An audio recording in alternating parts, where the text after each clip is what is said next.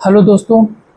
तो सन 1665 ईस्वी में रॉबर्ट हुक ने वृक्ष की छाल जो ऊपर से वो पपड़ी नमा हो जाते हैं, उनको कॉर्क बोला जाता है।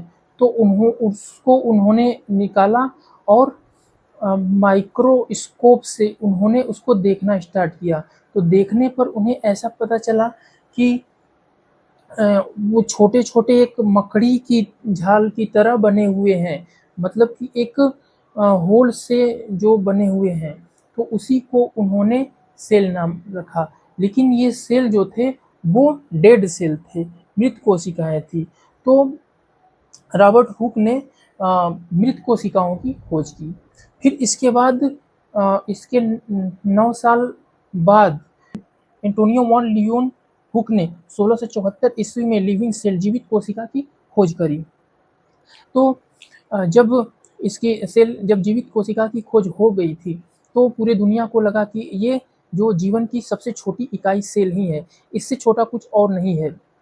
तो बाद में कुछ सालों के बाद 1774 के बाद 1831 ईस्वी में रॉबर्ट ब्राउन ने सेल के अंदर एक न्यूक्लियस न्यूक्लियस की खोज की।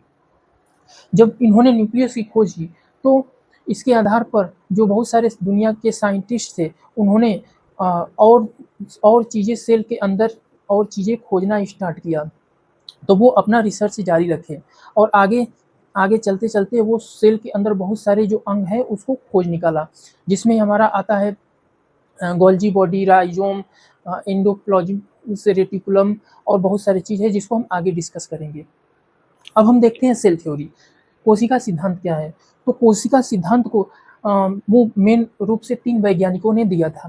पहला जो था मैथियस स्लाइडे, ये जर्मनी के एक वनस्पति वैज्ञानिक थे, जिन्होंने 1838 ईस्वी में खोजा था। इन्होंने कहा कि सभी पौधे जो होते हैं वो सेल से बने होते हैं। तो पहला जो सेल थ्योरी यही कहती है कि सभी पौधे सेल से बने होते हैं। फिर उसके 1 साल बाद थियोडोर स्वान एक ब्रिटिश ब्रिटिश प्राणी वैज्ञानिक थे। इन्होंने भी ये खोज निकाला कि जो सभी प्राणी जो होते हैं वो भी सेल से ही बने होते हैं। तो सेल थ्योरी में ये स्पष्ट हो गया कि सभी पेड़-पौधे और जीव-जंतु जो हैं वो दोनों सेल से बने होते हैं। फिर उसके कुछ साल बाद सन 1855 ईस्वी में रुडोल्फ विर्चो ने सेल डिवीजन का कॉन्सेप्ट ढूँढा।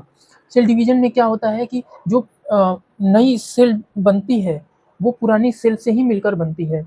तो इन्होंने सेल डिवीजन के कॉन्सेप्ट को ढूँढा।